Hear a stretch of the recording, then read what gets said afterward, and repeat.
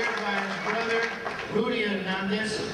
And in 1998, after losing a title fight to Floyd Mayweather Jr., he officially retired from the ring with an impressive professional record of 38 wins, 2 losses, and 1 technical draw.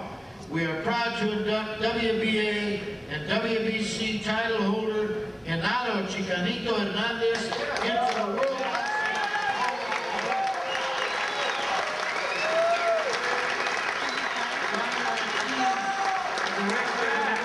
Hall of Fame, which is in his honor with award.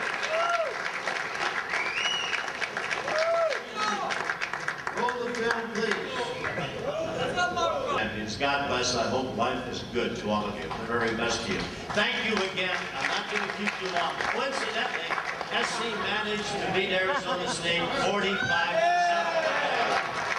Hey, who the hell's speaking? God bless you, Rick. God bless you, ladies and gentlemen. Thank you so much. Miss, if we didn't mention, joining us up here, we have former past president of World Boxing Hall of Fame, Norm Cody. Take a bow, Norm. Great welcome. Our next inductee into the World Boxing Hall of Fame brings a rich and varied background to the class of 2004. Listen to this. He has been a professional bull rider, a third baseman for the Baltimore Orioles organization, a colonel in the U.S. Army, a cattle rancher, and most recently a bungee jumper off the South Island in New Zealand. Colonel Bob Sheridan's 36-year career has spanned parts of 5 decades.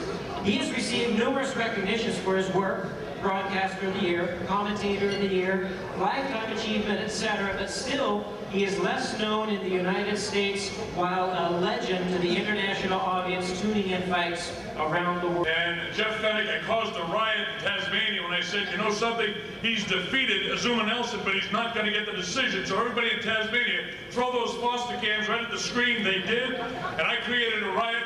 They don't put races on microphones, and I get caught that night. But Jeff, I was thrilled to call that fight, and you still won that fight. And Jimmy Ellis, I got something very special to tell you. Back in 1968, right here in this state, Oakland, California, the very first of 765 world title fights, when you won the title, that was my first world championship fight. And Jimmy, I was thrilled when you won it because you and I were great friends in the 60s. You deserve this, and I'm so deeply honored to be going into the Hall of Fame with a great heavyweight champ, Jimmy Ellis.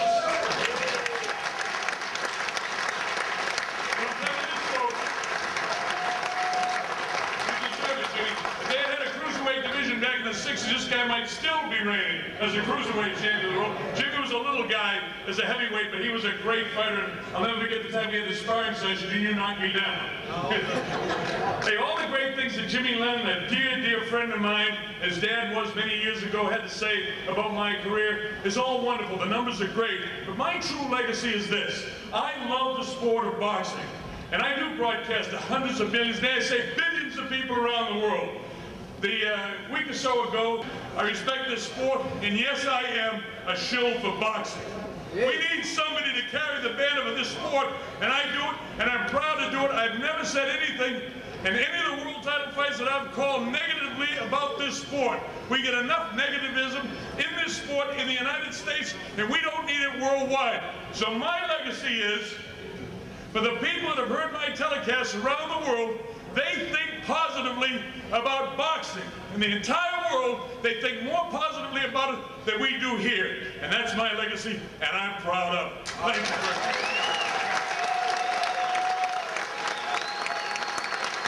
I've got about 75 to 100 people that have come here to spend this evening with me. And if I started thanking them all, I'd get the hook and drag myself out of here. But there are people that travel an awful long way. I'll take one more minute of your time. 15-round decision over the rough tough Eddie Machen until 1967, losing a 15-round decision to Muhammad Ali.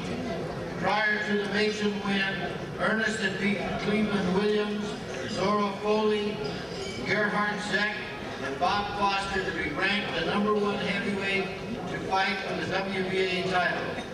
Before losing his title to Ali, Ernest defended his title against George Chuvalo in 1965 and Doug Jones in 1966. Both resulted in WBA heavyweight champion of the world, Ernest Terrell.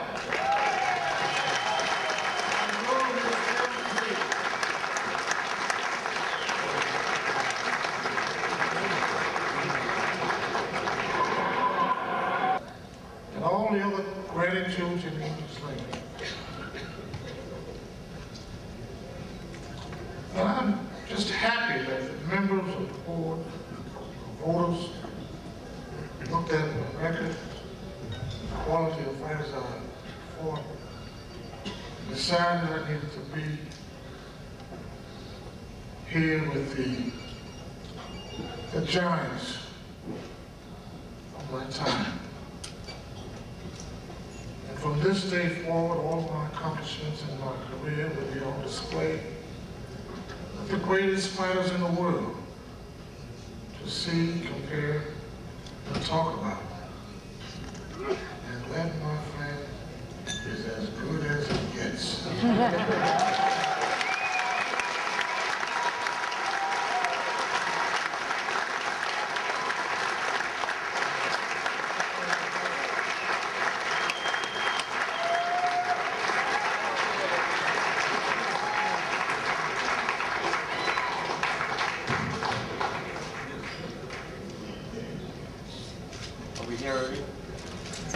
On December 11, 1957, he represented Mexico in the 1980 Olympic Games in Moscow and turned professional that same year.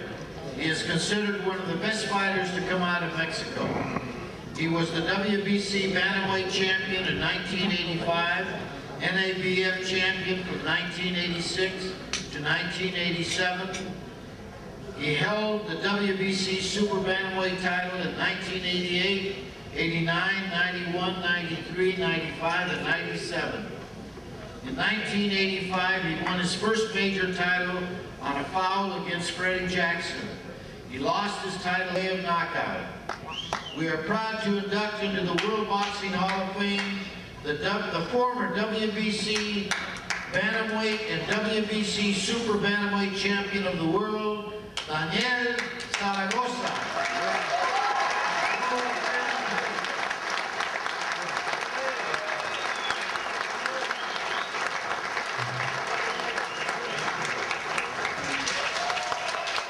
Good evening, ladies and gentlemen.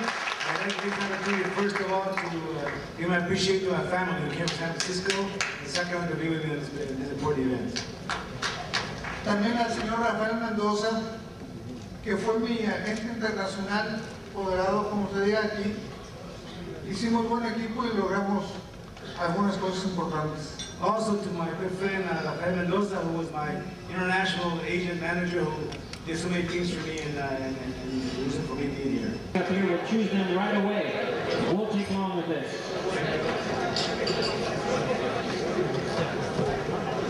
First, a portable CD player will read the number.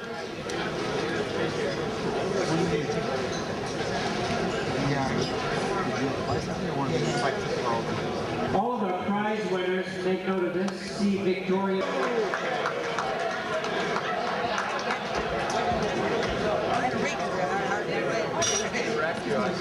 Set of golf clubs. Wonder when he says, I finally won something.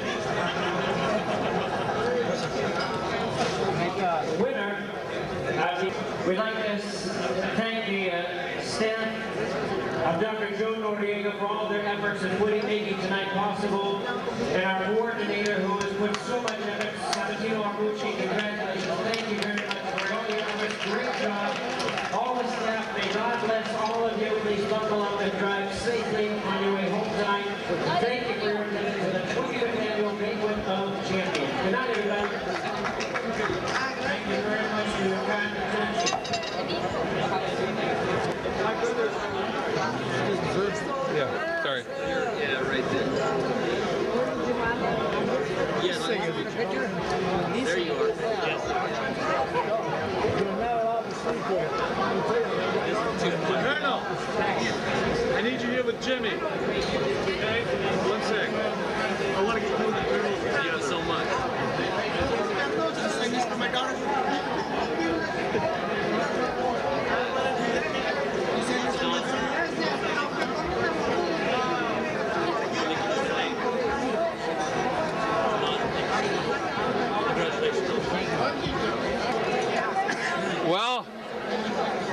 inducted into the Hall of Fame. What do you think about that, Pierce? Oh, I'm proud as hell of him. Are you? Damn right. Yeah. Didn't give you a chance to give much speech. He just give you a mic and didn't even get to get out of the way and let your, arms down and settle down and give a big speech. Yeah. Everybody else gave the same old routine. Yeah. He got up there and when he opened up his mouth, something intelligent came out. Yeah, that's right. Let's see it. Hold it up for the kids. Come on. Yeah. What do you think, Ruth? Huh? You're living immortality now. You got room in the house for that? Oh, yeah. In the drawer. Everything goes in the drawer.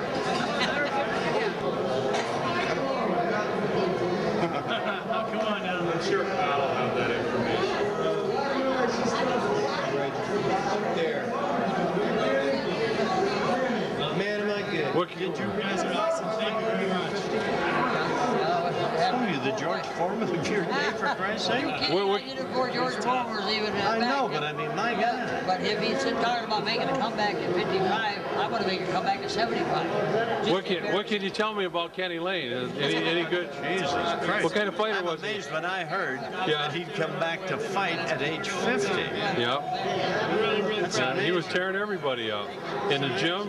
Yeah. And did he have 4 fights? Kenny, you had 4 fights when you came back? Yeah. Yeah. Had 96 fights, so that guy had 4. Went back and got the other 4 for the 100. Yeah, for the 100. I had a hard time getting any promoters enthused about an up-and-coming 50-year-old. We started boxing when I and Pierce were like 5 years old. Dad bought us a pair of gloves, so we always boxed. We boxed before we went to school and after we went to school and in grade school and high school. My brother was always bigger than me. My dad showed us how to reach, get our guard up and reach out with a jab and jab him, but Pierce was bigger than me and he'd always hit me that right hand sticking out there with the left hand, and so I always put my right hand out as a southpaw this way, so I'd block his jab. So I'd hit him with my jab, so he couldn't hit me with that jab, so that's why I fought as a southpaw. Ever since I was little. But anyway, we was boxing with a friend of mine in Big Rapids High School, and we were seniors. And Ferris student teacher wanted to know if we wanted to fight for the Moose Club in Grand Rapids next weekend. Oh, well, we figured, yeah, why not? We don't want to just get our bus beat. Who cares, Meanwhile, we went down to Moose Club and trained a couple of days, so we're sitting at the Golden Gloves at the Civic Auditorium. There's about 4,000 people there.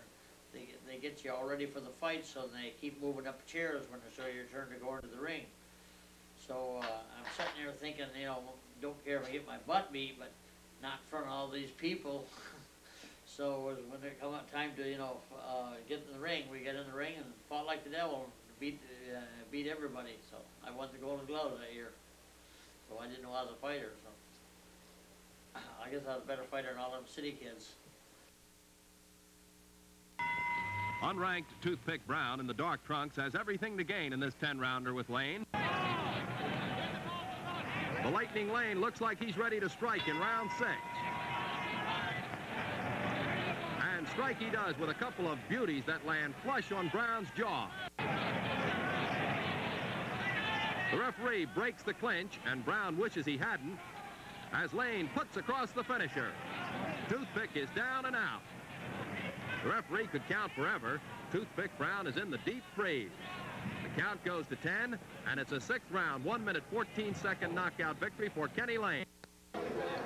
My name's Alan Rosenthal. Yeah. I was the correspondent for Ring Magazine at the time of the Armstead fighting.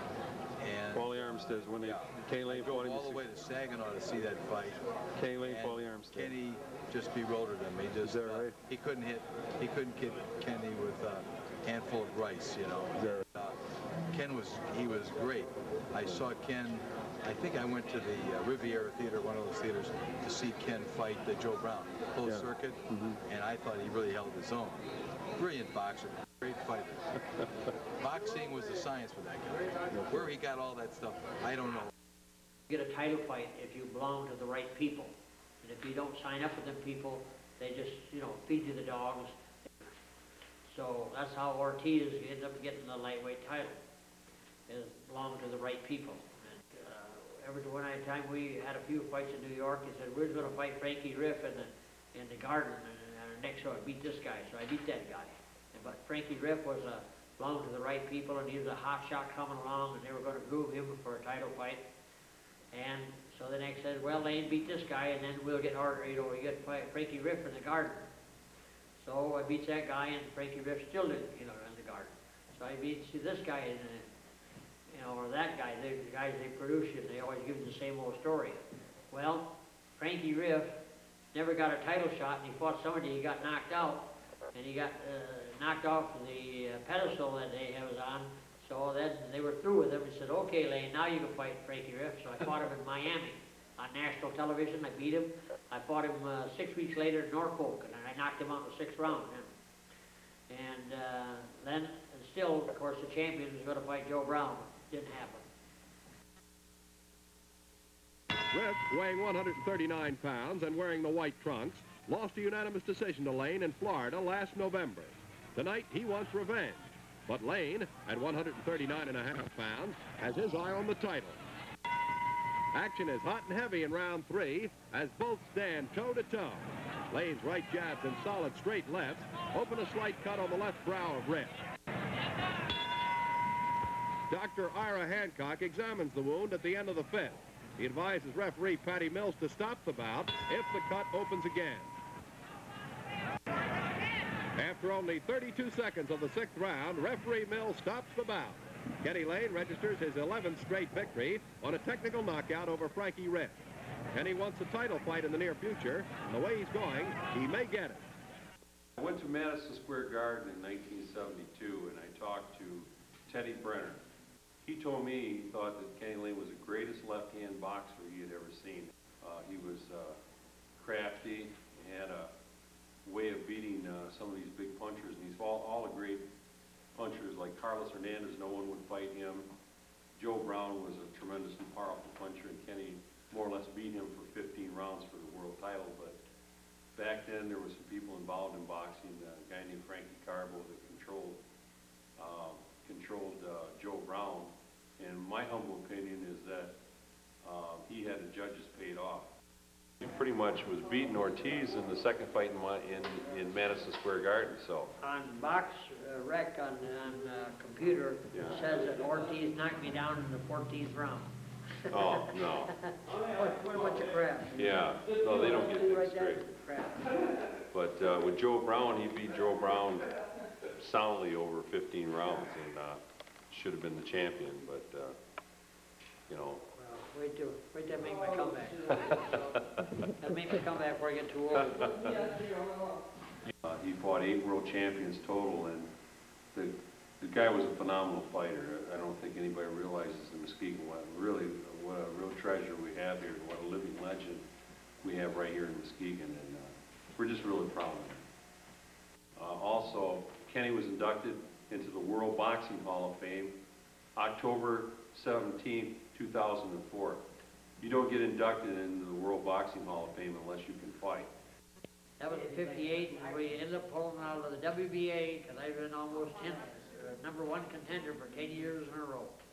And we pulled out of the WBA, which that was the only affiliation at that time.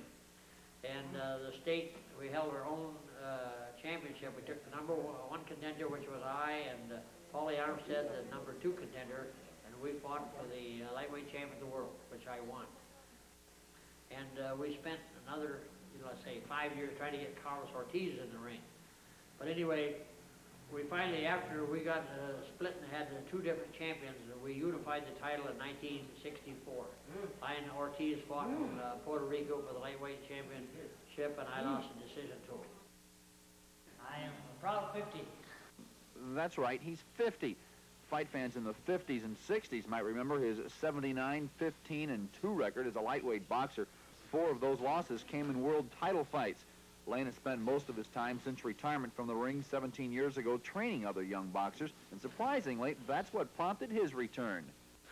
A lot of his friends think Lane may have taken a few too many shots to the head in the ring, but he says there isn't anything farther from the truth. I was in the boxing business for, I say, 12 years, and I never took any beatings from anyone or lost fights, but I never took no beatings from anyone. And I don't figure on taking any beatings from, anybody now. He's ring-wise. He can handle himself in the ring very well. And Kenny doesn't get hurt. He takes care of himself when he's in the ring. For 12 years, Kenny Lane was a big name in boxing. He was a perennial #1 contender. He fought the lightweight title 2 times. Here's one of them. This was a 15-round bout with Joe Brown back in '58. And there is Kenny getting pounded. He lost in a decision, by the way.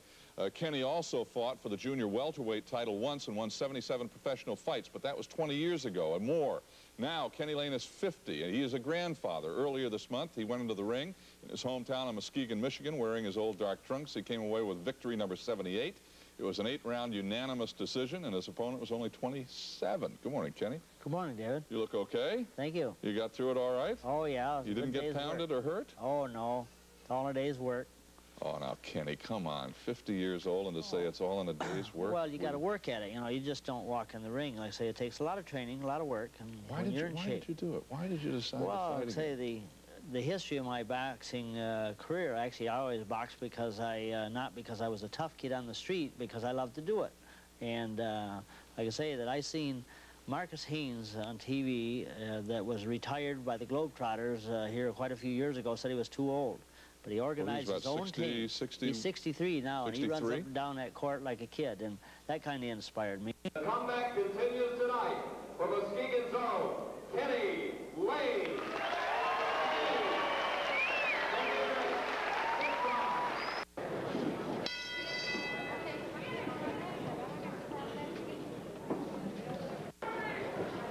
Round 2.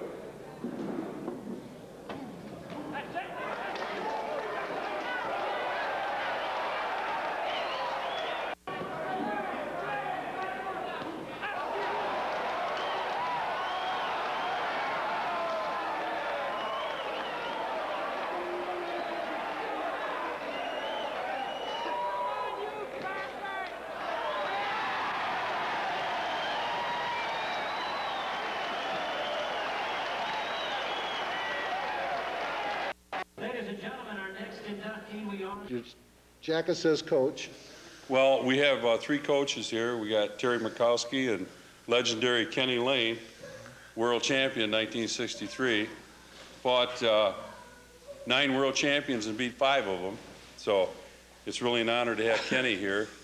And we got Emilio, and he's part of Matt Kokema. He's the city police officer that working with Matt with our program here.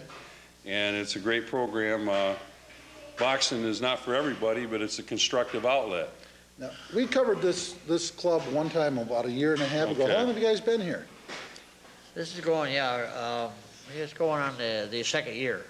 Second year? Yeah. It's probably a year or so ago we were here. It's probably a little over into the second year. Yeah. Kenny, you've got a very colorful history in boxing, and you're home from Muskegon, right? Yeah, I got over 100 fights. Oh yeah, I say got to see the world. And I understand you fought in Mexico. I fought in Mexico. Mexico City. Mexico City. That's a good story from what I've been told. More people that I ever seen in my life. The Mexico City Bull Ring. This was on a Sunday afternoon, and the place was probably about 250,000 people there. When we walked through the walls of the gate, the gate was 30 foot high. Where the seats in it, and we walked into the ring, and then where the seats are, that ring looked that small down that, is all downhill. And anyway, I boxed a guy, Enrique Esqueda, and I boxed, beat him all 10 rounds. And they were chanting, something at the end of the fight. The guy says, you know what they're chanting? I says, no. He says, I am his father. I give him a lesson. And then they serve beer, and they got it in a cup. And, man, they're throwing beer all over the guy and everything. And the guy says, how come they're so mean to this local guy? How come they're mean? Oh, he says, that ain't nothing. He says, you should see him with a bullfight with a bad bullfighter. Man, they root for the bull, and they hope they kill him. Sound like they're rooting for the bull that night, too. But they're really, they only go for the winners. The losers, Down they go. It's all or nothing, huh? Yeah. I have a friend of mine whose father boxed in Mexico. He says it was pretty tough fighting down there. Oh yeah, they got gyms in there. They start out with like kids that are 8, 9 years old, and then they go to the next floor and they're like teenagers. Then they go to the third floor, and then they're like the adults and stuff, and they're pros. But that gym is 3 floors of kids. Oh, that's awesome. And we were there. They had the National Guard, because the stairways to get to the third floor was only about 2 feet wide, and there was a whole line of people outside, and they were trying to get in, and the National Guard was keeping the people off the stairs so people could get up and down. But it was an experience you'll never forget, you know. Oh, I'm sure. I'm sure. Have you been to any other countries boxing? Oh yeah, I've been to Paris, London, South America, and South Africa. Wow. So I've been all over. I've been to Virginia. Chicago. Yeah. You've traveled a little more than I have. Madison Square Garden, Hollywood, you know, Washington, D.C., that's awesome. Annapolis. And your last fight, how old were you? How old? My last fight, I was 53. But I couldn't get, you know, I made a comeback and had 4 fights after I was 50, but I couldn't get any promoters enthused about an up-and-coming 50-year-old. Now, this might be personal, but since I know your family, and if you don't want to go there, you can just say no comment. How'd the wife feel about you going into boxing at 53? Oh, my wife, yeah, she hates boxing anyway. But I told her that, you know, because she never did like boxing. I said, well, I'll be boxing when I got you, and I'll be boxing when you're gone. You know. I know, So she was excited about it. She puts up with it. You know. Yes, she does. She has for a couple of years now. Yeah. That's wonderful. We got some fighters here tonight too, right? Yeah, I'd like to mention that Pete Petrosky was originally the great trainer here in Muskegon, and I've heard that name. Yeah, we want to mention him. And Emilio here has been working with the gang problem we got here in Muskegon County. He's been doing a good job. You want to mention something about that, Emilio? Well, being a police officer,